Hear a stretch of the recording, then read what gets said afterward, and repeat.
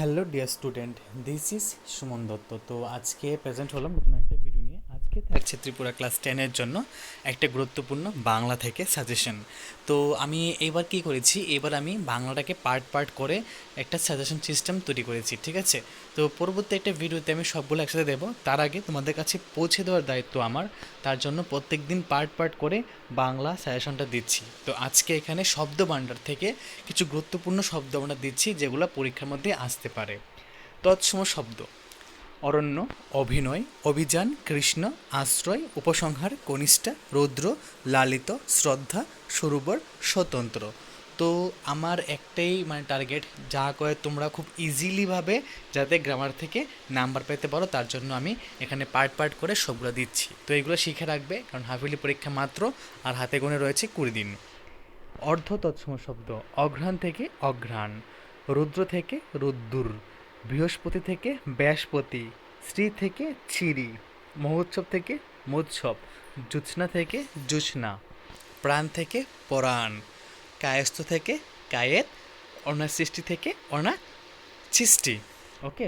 তৎসম শব্দ: অন্ধকার থেকে আধার, কর্মকার থেকে কামার, গ্রন্থি থেকে গাঢ়, গোস্বামী থেকে গোসাই, কাষ্ঠ থেকে কাঠ, ষোড়শ থেকে শূল, সখী থেকে সই, সর্ব থেকে সাপ, সখী থেকে সই, দন্ত থেকে দাঁত, বধূ হতে বউ, হরিদ্রা থেকে হলদে। ওকে।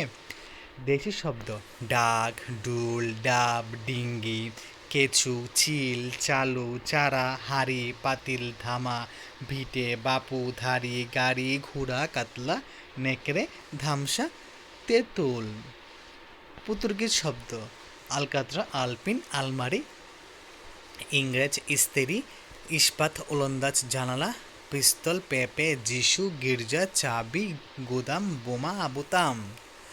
তুর্কি: চকমকি, চাকু, উজবুক, কুর্তা, তকমা, বারুদ, দারুগা, বাহাদুর, বেগম, কাছি, খা, বাবরচি। জাপানি: রিক্সা, হারাকিরি, হাসনুহানা, টাইফুন ইত্যাদি। চীনা: চা, চিনি, লুচি, লিচু, তুফান। ফরাসি শব্দ: বিস্কুট, মেনু, কাফে, আশ, কুপন, কার্তুজ, রেনসাস। জার্মানি: কিন্ডারগার্টেন, নাৎসি। ইতালি: ফেসিস্তো, স্টুডিও, ম্যালেরিয়া ইত্যাদি। ওলন্দাজ: চিরেতন, হরতন, ইস্কাপন, রুইতন, তুরুক, স্ক্রুপ। বর্মি: লোভি, ঘুগনি, ফঙ্গি। অস্ট্রেলীয়: বুমেরাং, ক্যাঙ্গারু ইত্যাদি। মারাঠি: বর্গি, চৌথ ইত্যাদি। তো দেখো এখানে গুরুত্বপূর্ণ কিছু, এই যে এখানে দিলাম কি শব্দভাণ্ডার।